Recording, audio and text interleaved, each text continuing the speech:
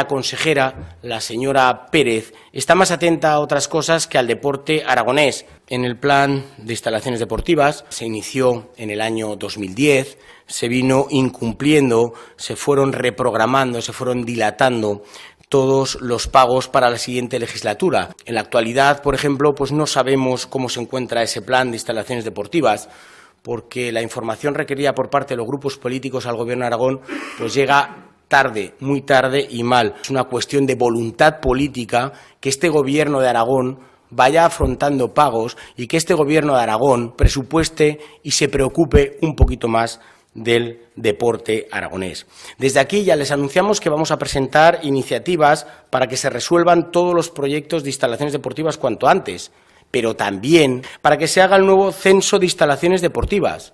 Un censo de instalaciones deportivas que lleva sin actualizarse desde el año 2005 y al cual el actual Gobierno de Aragón se comprometió en el Plan Estratégico de Deporte. Ese Plan Estratégico del Deporte aragonés que, como ustedes saben, se anunció a bombo y platillo.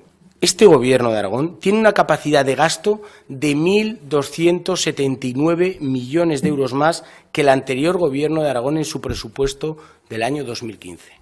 Pocas cosas se llegan a materializar o se hacen tarde y mal. Ejemplo tenemos el Parque Deportivo Ebro, las subvenciones a las federaciones deportivas, que ya denunciamos en esta misma sala de prensa, en varias ruedas de prensa, como esas federaciones deportivas aragonesas estuvieron casi 2 años sin cobrar las subvenciones, o el censo de infraestructuras deportivas. Para nosotros, para el Partido Popular, el deporte aragonés es fundamental para el desarrollo de las personas.